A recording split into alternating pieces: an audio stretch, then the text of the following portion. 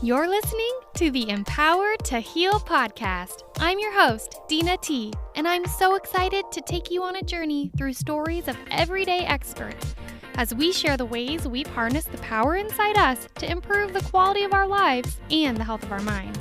We're so excited to have you here with us and hope you feel inspired and empowered to heal. Hello, you beautiful souls. I am super excited to introduce you guys to today's guest. Her name is Kristy Daube, and she is the founder, the owner, and the face behind Peace Pals.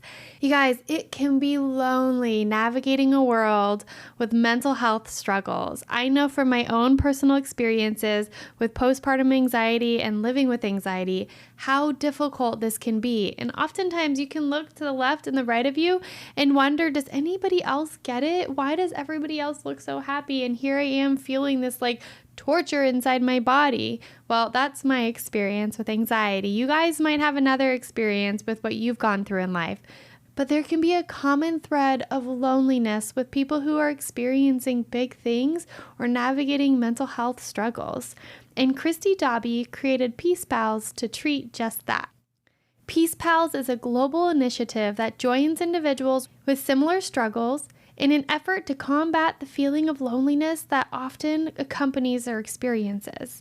Kristy's personal journey with anxiety, coupled with her innate desire to cultivate compassion in a world that so desperately needs it, has made her a visionary in the field of mental health. And she passionately is tackling the stigma of it worldwide, one story at a time.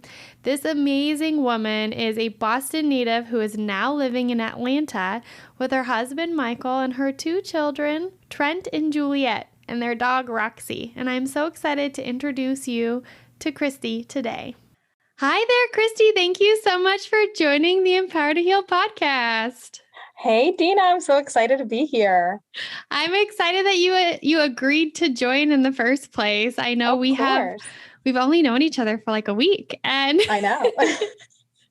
It's kind of crazy to me because our introduction and meeting and chatting, I felt like I've known you for years just by the way you spoke about your experiences. I felt like you were speaking about my experiences.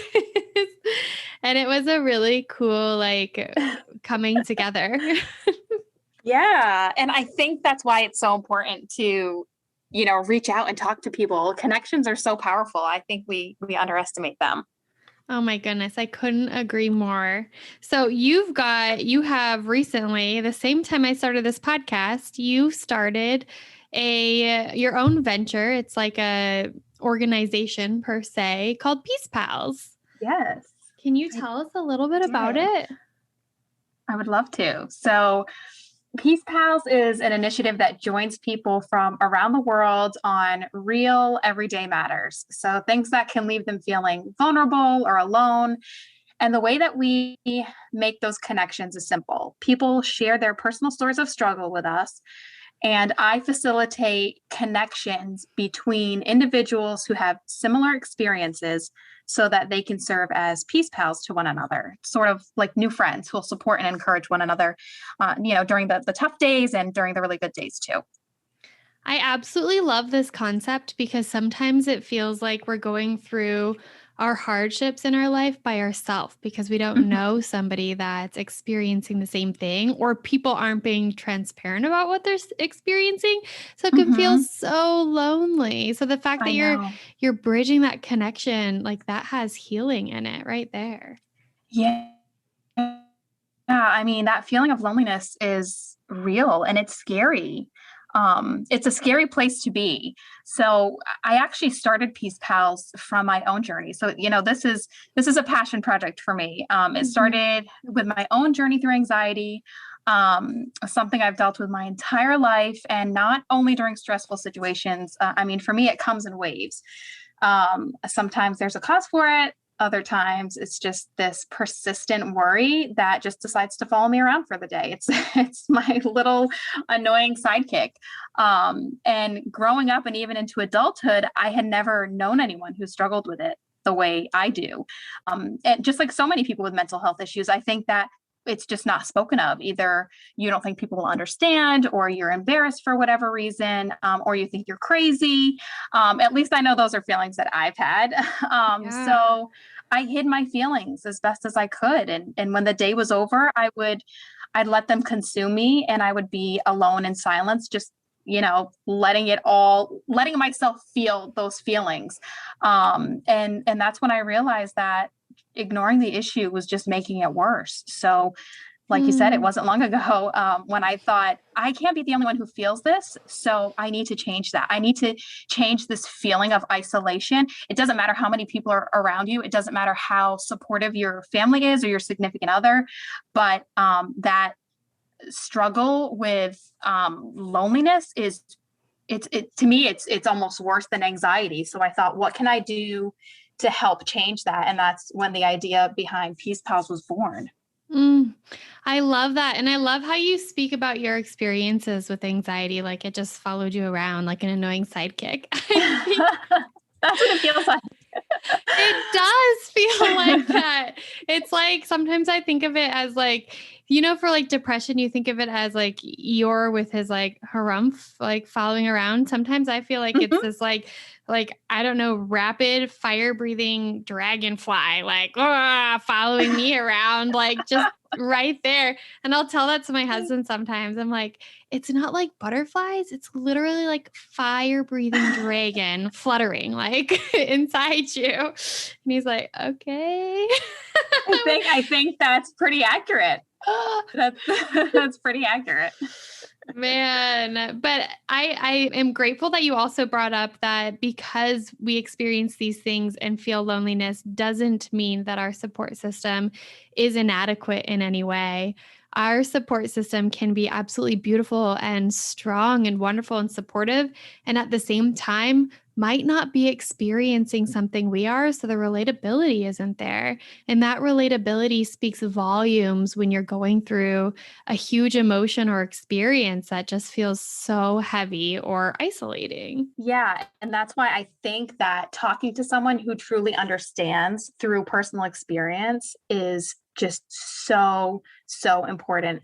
And that's why I created Peace Pals, so that I can make these introductions to people who truly understand what the other is going through. Because too often I've heard things like, "Why are you anxious? Nothing bad is happening. Get over it. It's not a big deal. Mm. Calm down." That's not helpful for anyone listening. Stop worrying, or it's all in your head. Um, and I was tired of hearing that, and I think that's why a lot of people don't talk about what they're feeling, because the responses that they're getting, especially if they're from people who don't fully understand, are not helpful. And I think it can make it worse. And I want people to start talking about how they're feeling with someone who can say, "I'm here for you. I understand. What can I do to help you?" Or, "When I'm struggling with these feelings, this is what helps me. Why don't you try that?" Or just someone who listens and doesn't say anything at all. Sometimes that's all we need too. So talk to someone. And I I'm really proud of this initiative that I started. And if anyone's listening and is saying, "Well, I don't know who to talk to," reach out to me. I'm sure that I have people who are following me who have shared their stories with me that I could probably introduce you to. I mean, Mm. we've had people from 10 countries so far reach out with stories, and almost every single one ends in something uplifting. And that alone is inspiring with for me in my own ongoing journey with anxiety to keep moving forward. And I think that's the biggest lesson. Don't stop moving. Even if you're inching along, don't stop. Mm.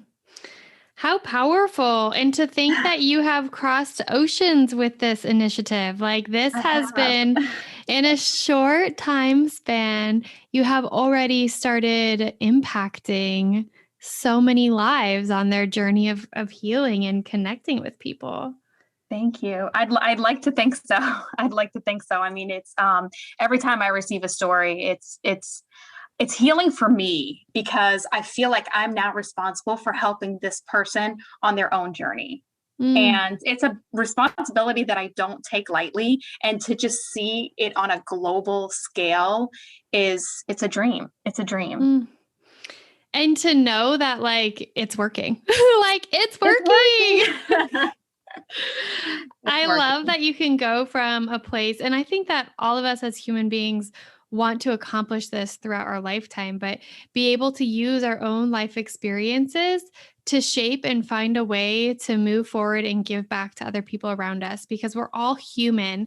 Yet Mhm. sometimes we keep our human experiences on the DL, afraid that it's going to be judged or afraid that it's not okay or it's wrong or it's unhealthy. And to know that you went through that, you navigated and battled the like, holy smokes, what's this heaviness I'm going through? And wow, it's not something to be ashamed of. It's not something to run away from, but I Right. need someone who gets it. Like you took it and put it into action mode in order to make a difference for other people. And I think that's extremely noble. And you've done it in a selfless way. Like this isn't something you're making money off of. This is literally, like you said, a passion project Mhm. to create a connection for people who need it the most, and it's working.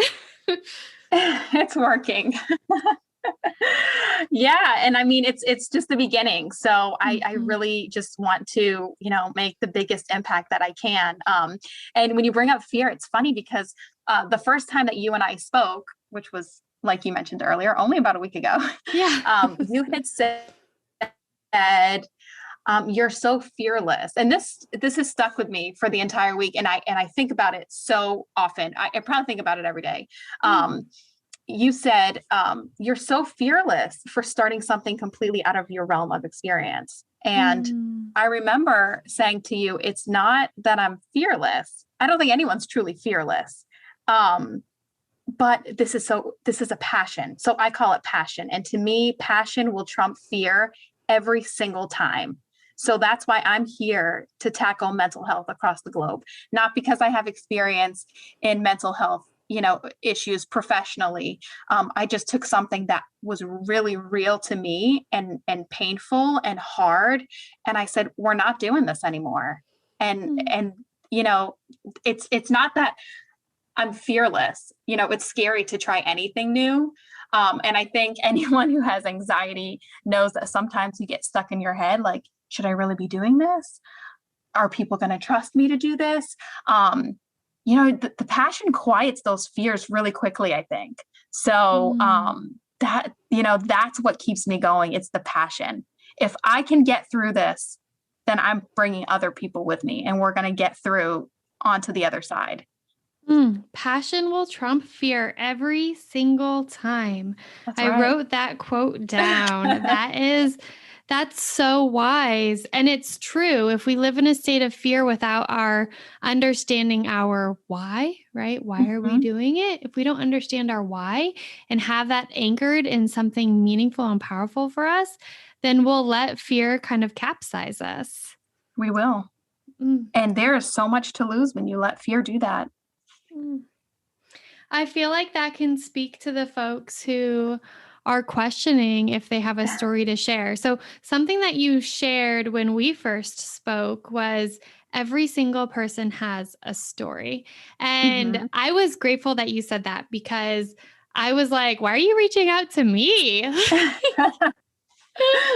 What is it from me that you feel like I can contribute or support around? And I heard you say that and it got me thinking like, oh, I do have human experiences. I do have anxiety and I do like and I it's no surprise to me. I've spoken about it on the podcast before, but I never like equated it to a story for somebody to find connection Mhm. to. And I was so excited when we got to talking and we decided to be peace pals together That's right. because it was like, oh my goodness, I found my person. Like, you Right. get what I've gone through. You describe it in a way that speaks and like narrates my own experiences and your energy and your heart and your dedication to helping others is aligned with my soul's purpose as well. And so there was just such a beauty in that and how we came together and Yeah. experiencing that.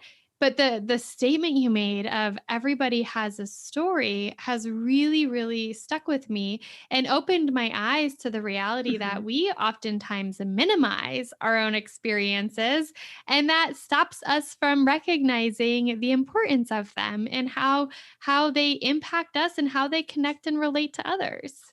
Yeah, you bring up a good point because a lot of times I'll say, I'll think I should probably share my own story on my page, and then I'll read the stories that I have, and I have people who are dealing with infant loss, eating disorders, suicidal ideations, losing people by suicide, losing Mm. people through illness, and I think here I am talking about my anxiety and there are people going through some major things. Like I can pick myself up and move past this, right? It's not that big a deal. No one's going to relate to it. And I have to stop myself and say that's not true. We can't give more weight to one thing than another Mm. because we all have our own stories. We all have our own struggles. And it's just, we're doing ourselves an injustice, I think, if we're trying to say our issue is less important than someone else's. So we put ourselves, on the back burners. And a lot of people do that to help Mm. other people. But I want people to come. I've had people say, I love what you're doing, but I don't think I have anything to share. And I tell them all the time, we take stories from anyone on anything. It doesn't have to be major. Sometimes I don't want to see the major. Those are really hard to read Yes. and get through. Um, but everyone has a story. Let your story be heard because I guarantee you're not the only one out there Mm. who is feeling these things or who has gone through these things. I can guarantee it. And I think just the thought of like trying to figure out what your story is can be daunting, right? Oftentimes Mm-hmm. self-reflection is not something that we willingly embark on. Like Right. I think of like memes you see about going to therapy and it's just like, oh man, you don't really want to trudge that up. Like don't want to bring this up. I'll just smile and nod. But there's there's probably I'm going to call them repressed. There's probably repressed emotions, experiences, history inside you that you've shoved down for a reason. And whether Mm-hmm. that's something like difficulty transitioning into adulthood or navigating parents having a divorce or like Right. just things that could be considered typical these days that are truly difficult to experience. Being able to partner with someone who's wanting to talk about those experiences and move through them can be powerful. And I also think that, like, I can look around me in my life and see people who have similar experiences, but they're not in a space to engage in conversation with me about it. They Mm-hmm. or the conversation that they engage with might not end in a manner that feels fulfilling for me. And knowing that through Peace Pals, you're finding somebody who has a common interest in healing through what they've gone through and sharing and talking about those experiences kind of takes the pressure off of feeling like you're burdening somebody with your Mm-hmm. experiences or feelings. That's so true. And, everyone is ready at their own time. I'm so close to all of these stories. And there are some people who will openly admit they're not ready to share a story. And Mm. what you said about, just people being not ready to connect with you or talk about it, reminded me of two women that I actually connected, and they were overseas, which is, it was my first really far away connection. Mm. Um, it was a woman in Ireland and a woman in Texas here in the U.S., and they were both dealing with suicide. They had family members that died by suicide, and Mm. one of them was very open in sharing her story on our page, and the other one, she wasn't. She said, yeah, I reached out to her and we talked a little, and she said, my story is about suicide. And she told me which family member had, taken their life. And she said, but I'm not ready to share my story. And I said, completely understand. When you're ready, we're here. And when I got the story from the other person, I thought, even though this woman didn't share her story, maybe she still wants to talk to someone about how she feels. And sure enough, she said, I would love to be a peace pal to someone, even though I didn't share my story. So they're in different places, both geographically and in life, and in this journey through healing, but yet they still were able to connect and serve as peace pals to one another and be comforting to one another, despite the differences in, where they're at. So it's a powerful initiative, and I'm seeing it more each week with just the connections and the stories that I'm getting. And, you brought up another thing that I actually hadn't even really thought of. I guess I've known my story this whole time.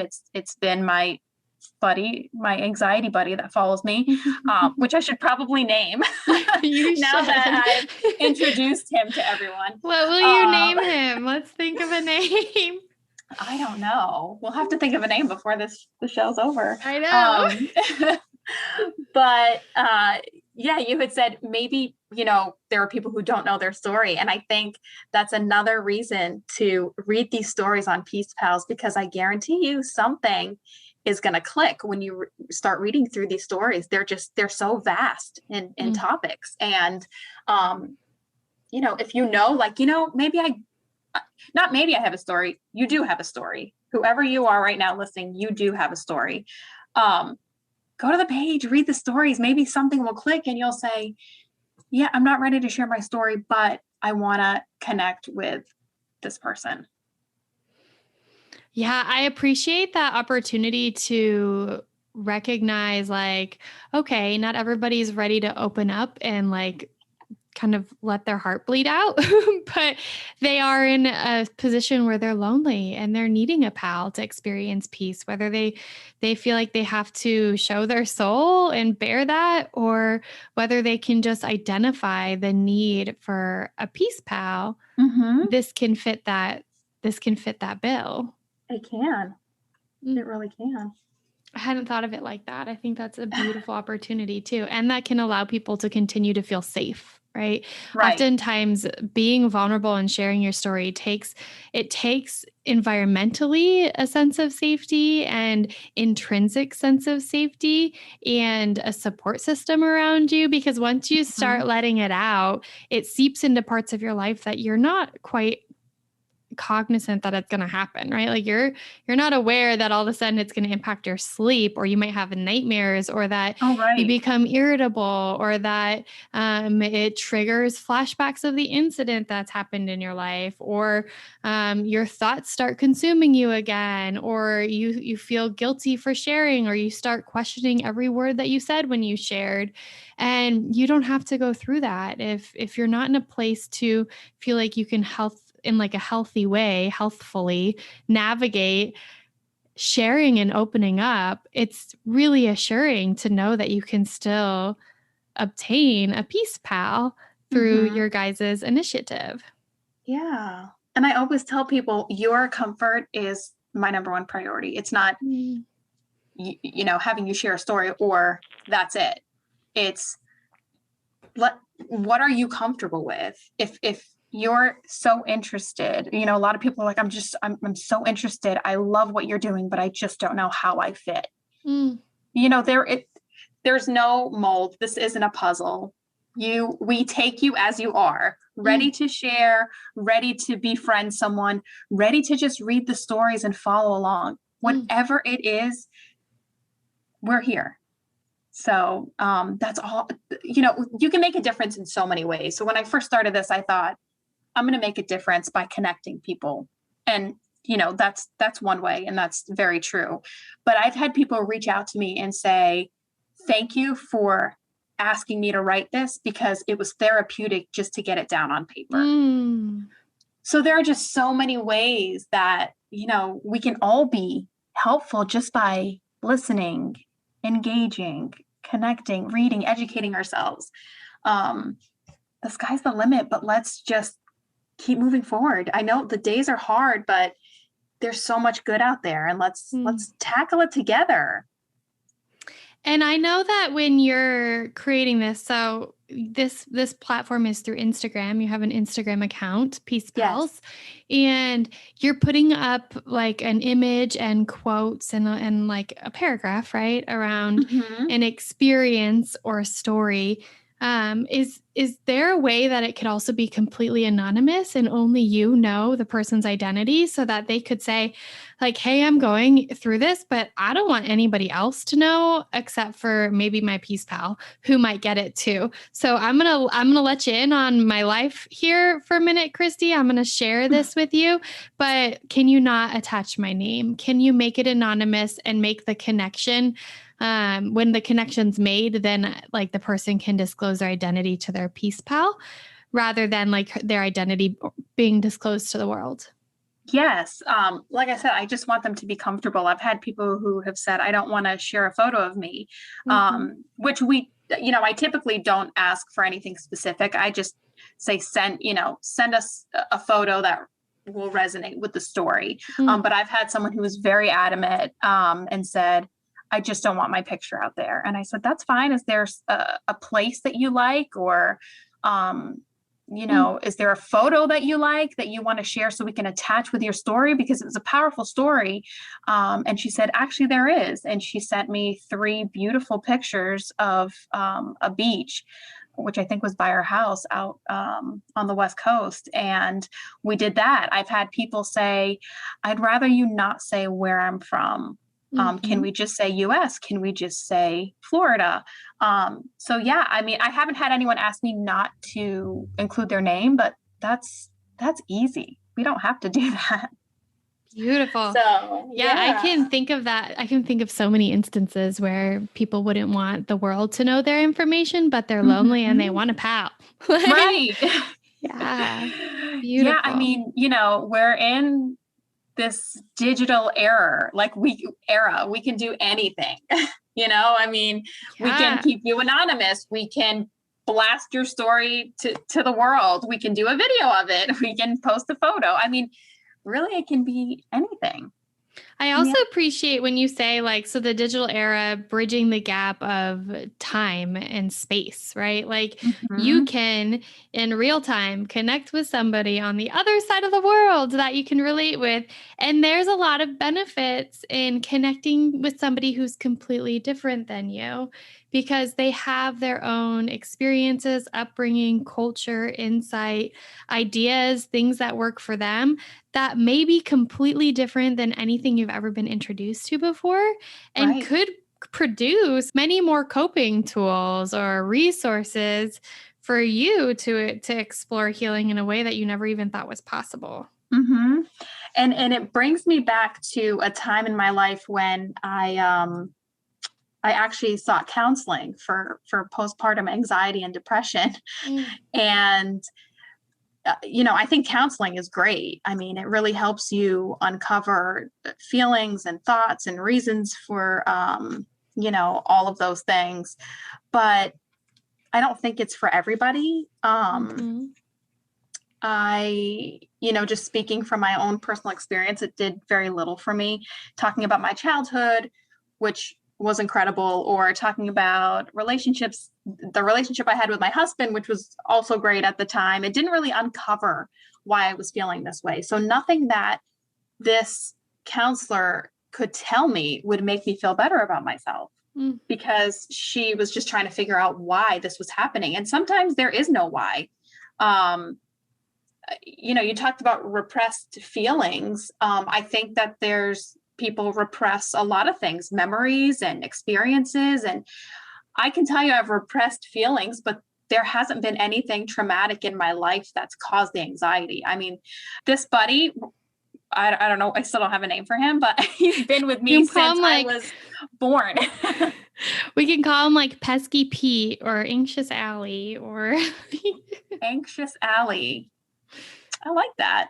Anxious Al. I think he's a male. all right, I'm getting Anxious a male Al. energy. Anxious Al has been with me since I can, remember. So talking to someone who was trying to figure out where he came from, that that didn't work for me because he was always there.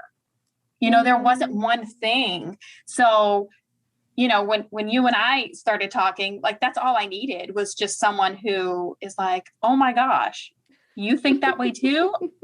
I'm not crazy. No, you're not crazy. Instead of someone trying to, just poke at me for information. Mhm.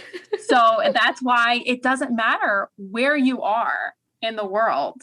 If you're dealing with the same thing as I am here, then connecting with you, it has to be beneficial. It has to be. You're speaking to something that has driven my entire initiative for this podcast, and that's the fact that healing can look like anything. Oftentimes, especially in our westernized cultures, we think that healing looks like therapy or a doctor's office and medication, and we think of it in the form of a treatment or a service Mhm. provided to us rather than anything else it could be. And I've got to tell you, healing comes in all shapes and sizes. Connection and treating the loneliness can be one of the most powerful things in a healing journey. I was speaking to somebody else who was on our podcast, Chelsea McLeod Schultz. She experienced at a very young age, at the age of 9, experienced seeing dead people. Oh, And wow. that could be terrifying, and it could be you could feel so alone in this world, and Mhm. unless you know somebody else who's having Right. similar experiences, all of a sudden like you are so lonely and scared, and everything's pathologized and misunderstood, and it Mhm. becomes something to fear rather than something to understand. And one of her biggest pieces of advice on that was, like, if you have kids going through different experiences or like displaying things that are peculiar or frightening or curious in some manner that doesn't seem to be on the normal trajectory of what you would say a typical child experiences, connect them to somebody else the same age with the same experiences. Because just like adults, as we get lonely, kids do too. And they're Mhm. comparing themselves to everyone around them. And like you said, I like, wow, know. I'm not crazy. You're going through this too. I'm pretty sure that's past everybody's mind once they find like a person that they're like, whew, I can relate with you. Like, you're Yes. not on this journey alone. And that's the goal. That is exactly why I started this initiative, because I was just so tired of feeling like I had so much support around me, but yet I was still so lonely. Mm, And some people don't have the support and they're lonely. yeah. So imagine how that feels. Um, but yeah, I mean, you know, talking about certain things it's hard. I mean, I can't imagine, being 9 years old and saying, I see dead people, and everyone's like, no, there's something wrong with you. Like Yeah. that's God. not possible, right? Oh. And then you don't want to say anything. You don't want to talk about it. Mhm. Um, and it brings us here. This is where it brings us to that lonely space. Mhm. And I remember one time in my life when I was going through postpartum anxiety and depression. And so I didn't think the counseling was really working for me. But I knew that I had this sweet angel boy who was counting on me to be the best mom that I could, and Mm. be present and patient and attentive and loving. And as much as I loved him, um, I just couldn't be those things. So I said, well, the counseling didn't help. So let me go to the doctor. So I went to the doctor, and the doctor said I was fine. So I went to an endocrinologist for autoimmune issues, and they said I was fine. And I thought, I'm not fine. So I'm just Mm. going to keep on going until somebody actually listens to me. Mm. And I did that. And it took a couple of years, but I found someone that listened. Um, and she worked closely with me, and she helped me figure out what the root cause of my issue was, but not in a way of trying to uncover the anxiety, but said, okay, well, we know you have these medical issues. Perhaps they could be tied to a hormonal imbalance. Mm. And when the pieces of the puzzle started going together, I realized I'm not crazy. There is something that's causing all of this. And I just needed that one person to listen to me. And as soon as we started to get my health under control, my mental health issues started to improve. I mean, listen, I have anxiety. I've always had it. It's something that I don't think I'll ever see disappearing completely. But I think that being an advocate for yourself is the best thing that you can do as well, because that's one thing that's also had the biggest impact on me. Just keep talking until someone listens, because you are not crazy. You're not alone, and you're not crazy. So educate yourself, listen to your body, listen to your mind, advocate for yourself. Those were all instrumental in my own journey. And it doesn't mean that I'm healed. It doesn't mean that, I'll never go through anything again, but you have to speak up. I so appreciate that. I think sometimes it can be hard to advocate for yourself and easier to advocate for other people, because it's vulnerable advocating for yourself. And like you said earlier, we're used to putting ourselves on the back burner. And the fact that you kept pushing through is so powerful to me. Like that's just, that's resilience. That's what keeps us hanging on. And I think it's important to talk about the reality, just specifically for the thing you and I went through, the postpartum struggles, like postpartum anxiety, postpartum depression. It is connected to a shift and a change in hormones. It is connected to like a powerful pull within our body. And we forget oftentimes that our brain is just a couple percent, like 2% of our body, right? Like it's this tiny percentage of what we are and who we are. And if you just focus on thoughts in your brain, you're going to miss everything else that's going on in your body. Like you said, the hormone imbalances that were happening.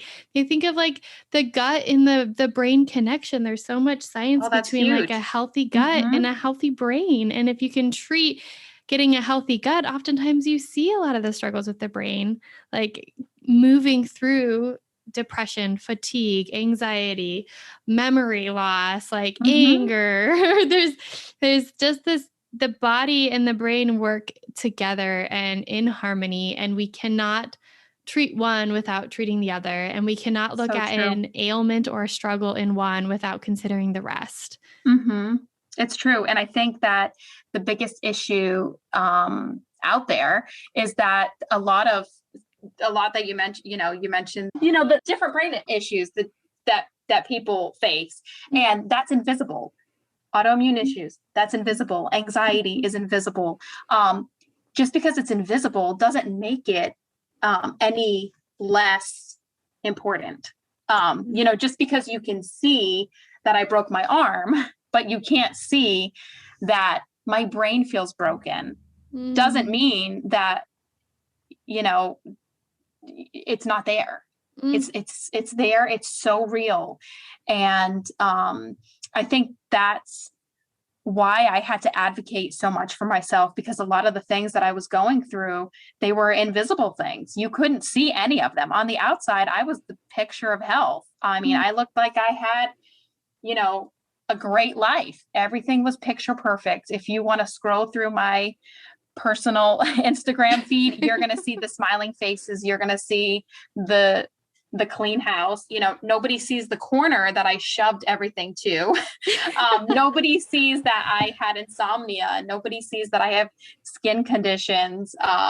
Nobody sees that I would, cry myself to sleep at night and I didn't know why I was crying. So it's there. We just don't see it. And as powerful as I think the internet is, and I can help connect people all over the world. That's a beautiful thing. But we have to also remember that a lot of what you see, not on Peace Pals, we keep it real on Peace Pals, but a lot of what you see on Instagram or Facebook, it's not reality. So that's very dangerous too. And it's dangerous for young kids, going back to young kids who are dealing with whatever it is they're dealing with, when they go and they see their, friend with, picture perfect, I don't know, They start comparing playroom. themselves. Yeah. Yeah, it's just, it's not a good thing. I agree with you. I think comparison is a thief of joy, right? And It it is. stops us from being in the moment. And sometimes the internet can show us a worry we never even thought about having to worry about before. And all of a sudden, now Right. we do. And now we do. Introduces worries.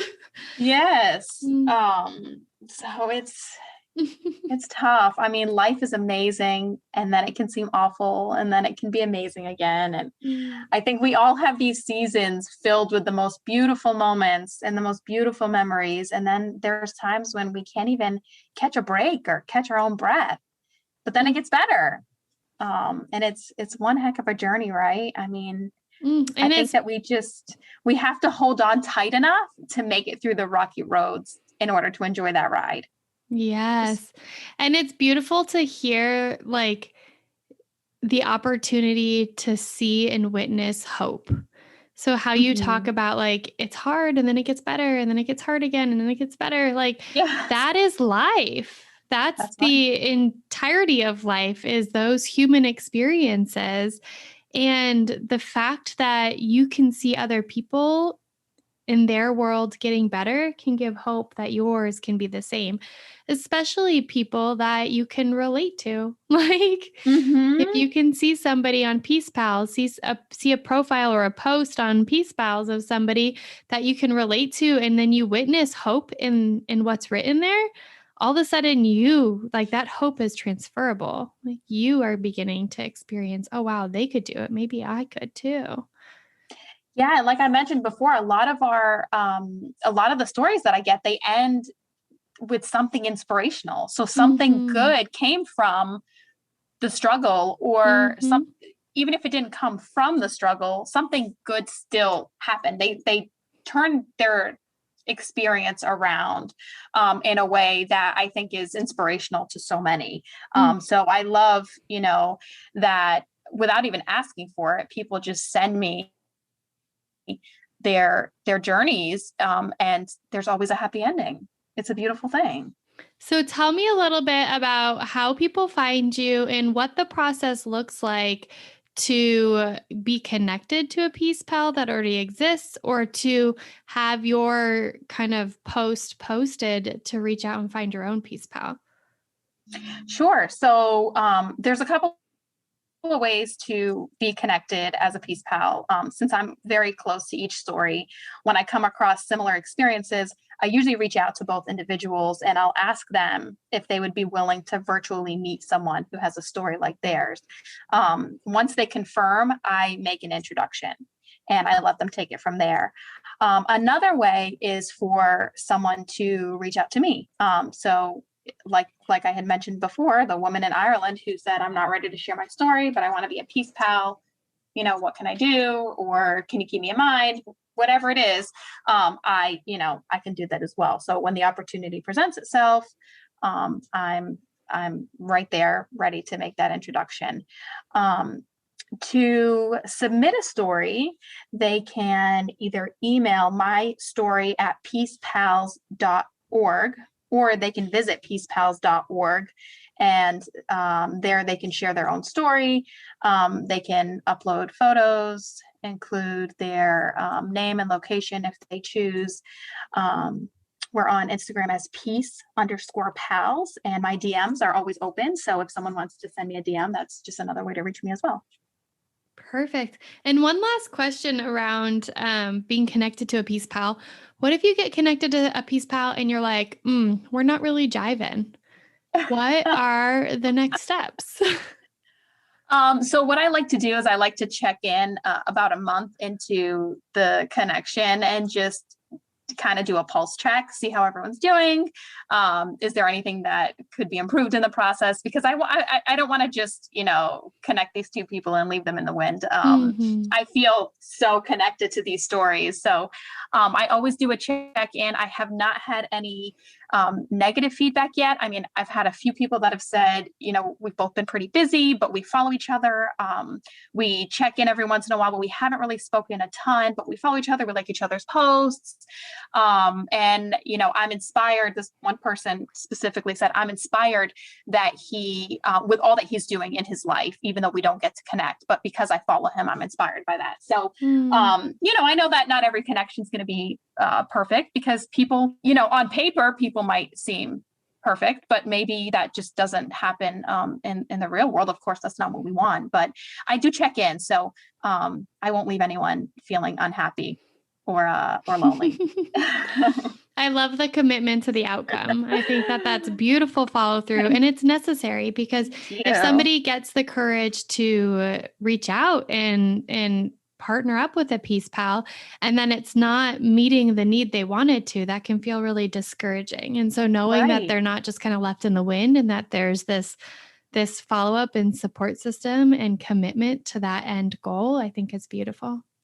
Thank you. Yeah, I just want to make sure that what I've set out to do is being done the way that, I've intended. And that's purely for good. So if something seems like it's going anywhere but good, then we're going to fix that, and we're going to fix it quickly.